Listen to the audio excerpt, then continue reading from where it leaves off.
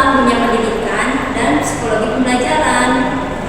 Nah, kabar kalian semuanya yang ada di rumah, semoga buku kalian ini lebih baik aja ya sekarang. Karena di episode kali ini kita akan bahas yang seru dan pastinya bermanfaat, yaitu duduk, dengar, dan ingat. Nah, tema hari ini yaitu rahasia belajar konstruktif dan kooperatif yang menyenangkan. Nah, dalam tema ini kita akan belajar gimana sih cara belajarnya, terus kenapa penting banget buat diterapin di kelas. Nah, tanpa berlama-lama kita kupas bareng-bareng di podcast kali ini. Nah, biar obrolan kita hari ini makin seru dan dapat insight langsung dari yang lagi bergelut di dunia perkuliahan, tentunya aku gak sendirian dong di sini. Nah, udah hadir bareng kita nih seorang mahasiswa yang punya pengalaman menarik nih seputar metode pembelajaran konstruktivis dan kooperatif. Nah, langsung aja, yuk kita sambut ini dia, Kanisa di sini. Hai, halo semuanya. Nah, Kanisa apa kabar nih? Alhamdulillah baik. Pengen sendiri gimana kabarnya? Aku sendiri alhamdulillah baik. Nah, baik. Biar teman-teman yang di rumah tahu nih, makin kenal sama Kanisa, boleh dong kenalan dulu Kanisa. Sekarang kuliah di mana dan jurusan apa? Oke, izin perkenalkan diri. Nama saya Anissa Safira Rizky. Sekarang saya kuliah di Universitas Bina Bangsa, jurusan psikologi semester 4. Oke. Nah, terus boleh dong sedikit kegiatan sehari-hari kakak? Oke. Selain mahasiswa biasa aja ya Kak, hari-harinya itu lagi sibuk untuk mengerjakan tugas dan kadang-kadang juga ikut rapat himpunan. Itu. Wah, nah kita udah tahu ya Kanisa ini seorang mahasiswa jurusan psikologi.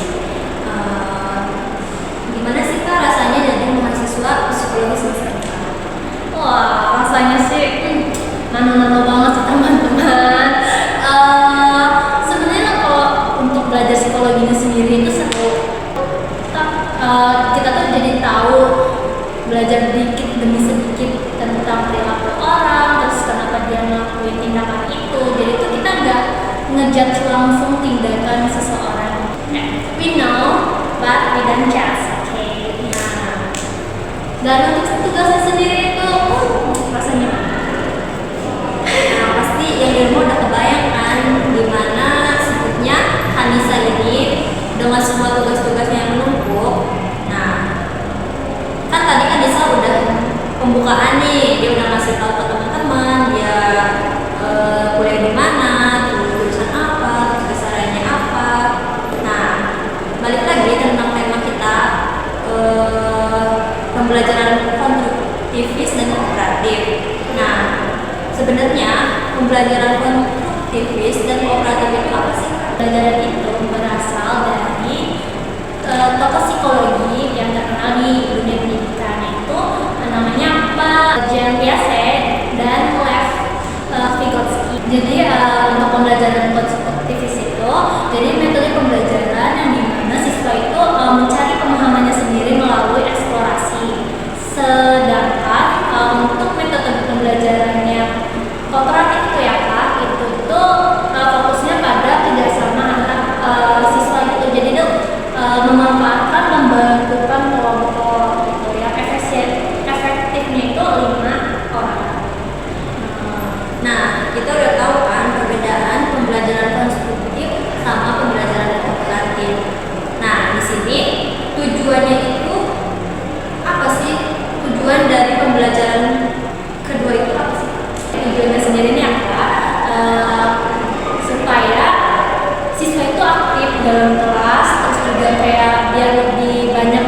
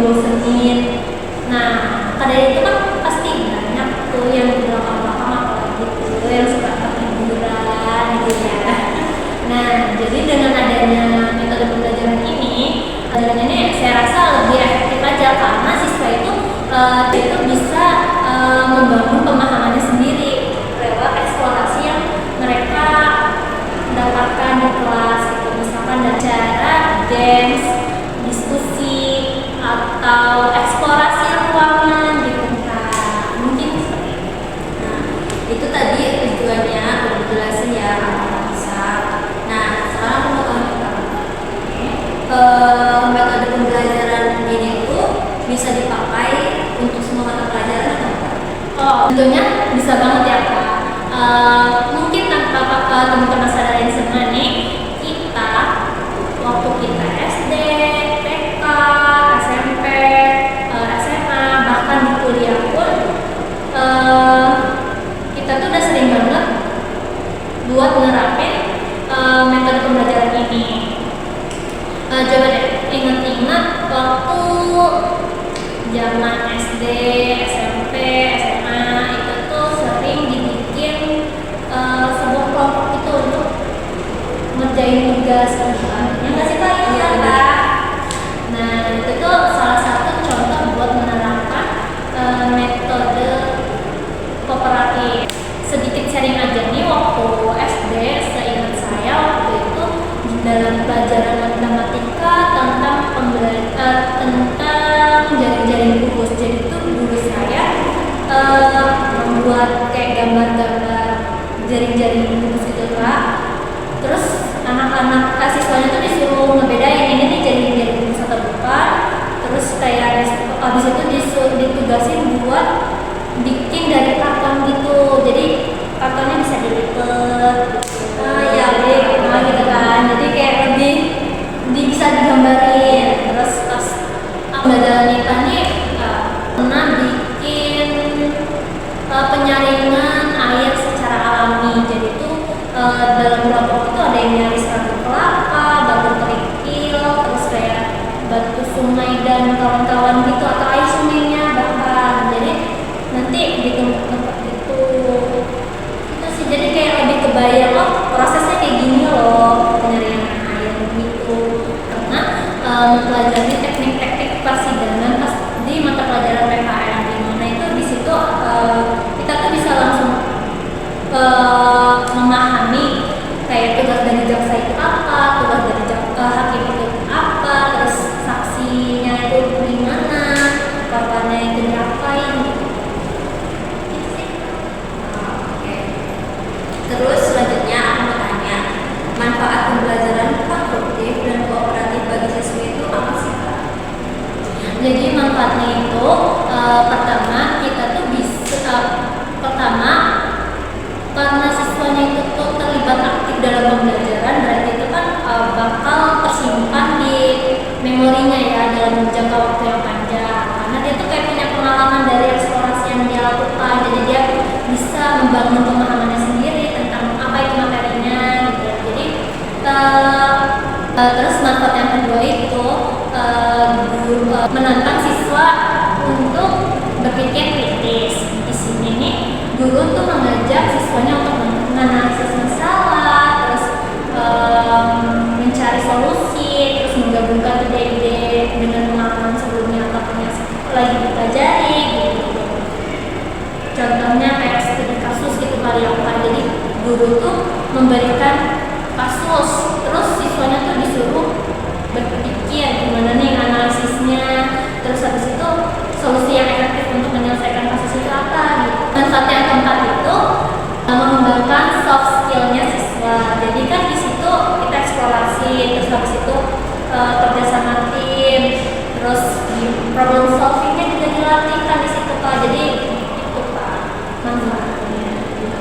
Oke teman-teman, manfaatnya itu banyak banget kalau siswa, lebih tepatnya sih guru ya, kalau guru tuh melakukan metode pembelajaran konstruktif usaha kooperatif.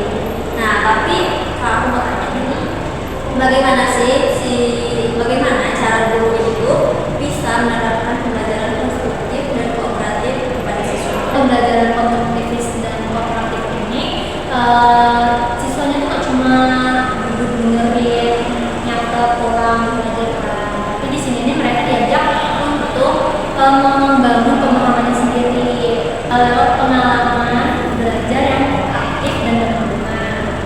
Di sini nih guru bukan lagi satu-satunya sumber informasi. Ini guru berperan sebagai fasilitator. Nah, pendekatannya apa aja sih?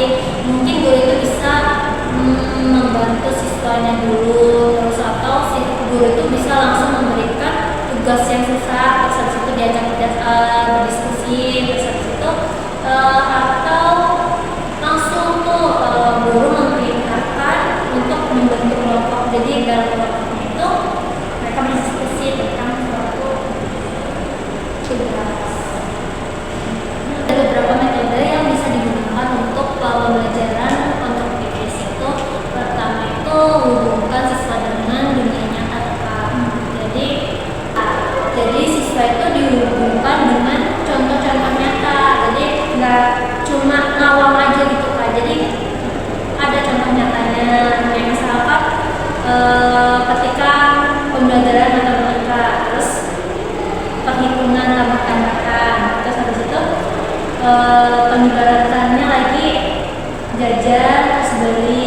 jajanan, berapa jumlah uang yang harus diberikan ke pasirnya gitu. Dan siswa untuk berpikir kritis seperti tadi diskusi terbuka, studi kasus dan lainnya. Terus yaitu menggunakan proyek sebagai media pembelajaran.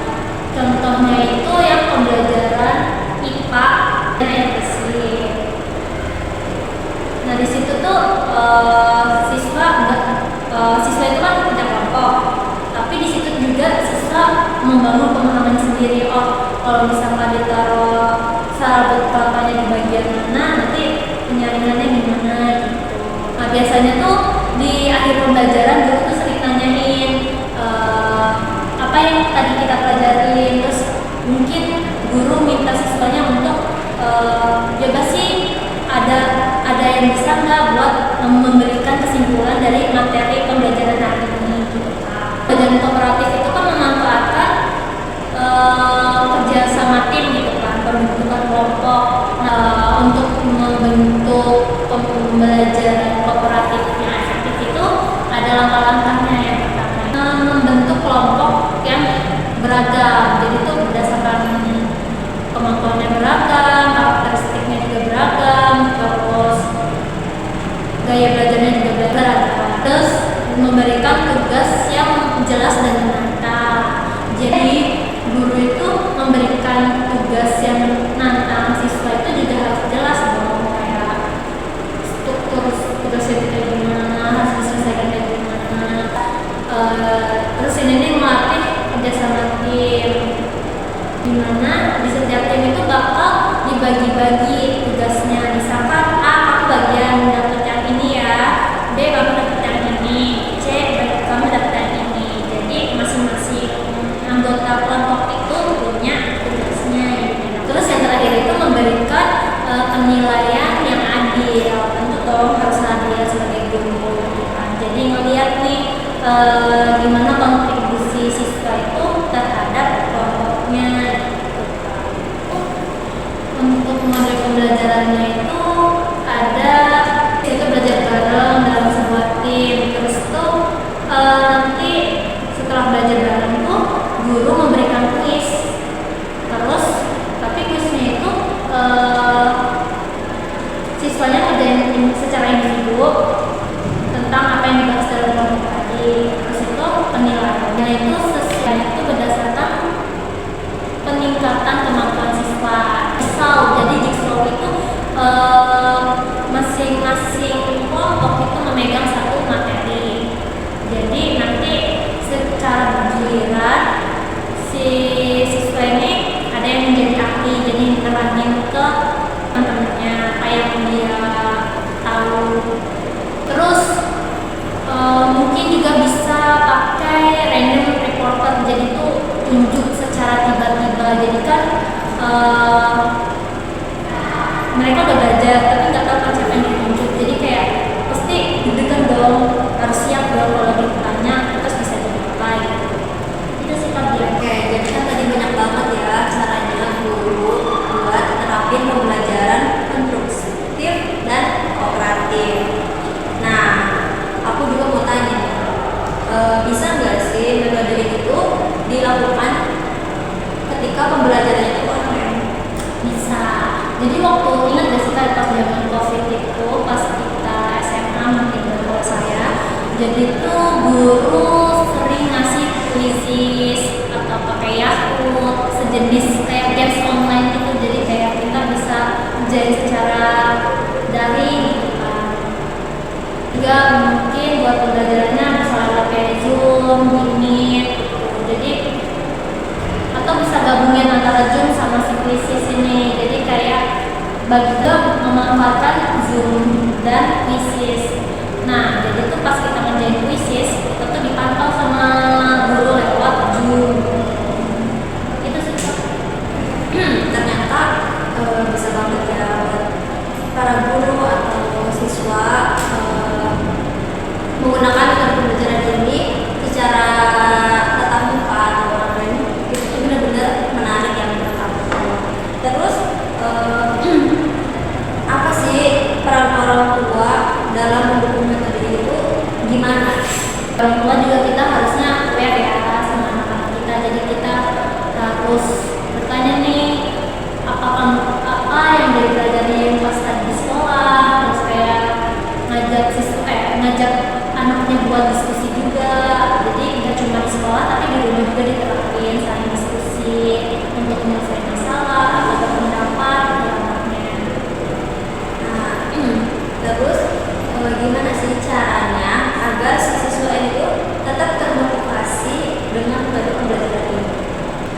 supaya siswa tetap termotivasi dalam pembelajaran itu, contohnya kita pakai permainan edukatif seperti cerdas cermat, terus berburu harta karun sesuai dengan materi yang sedang dipelajari, terus habis itu kita pakai silang, terus di dalam games tersebut itu juga ada poinnya biar semangat gitu buat nyari poinnya, dan jangan lupa juga ada hukuman buat yang poinnya rendah gitu. Terus habis itu juga memberikan tantangan berbasis proyek, misalkan kayak lomba musikalisasi visi antar siswa di kelas, terus habis itu misalkan berwirausaha untuk menciptakan produk sendiri gitu. Terus habis itu kita juga bisa memanfaatkan teknologi seperti contohnya itu untuk memvisualisasikan sistem pernapasan. Jadi ada videonya kayak gimana paru-paru kalau lagi nafas, dia vakumnya itu gimana. Jadi ada gambaran secara langsung walaupun itu animasi ataupun asli 3D gitu. Juga memanfaatkan teknologi seperti toko online itu untuk menjual hasil wirausaha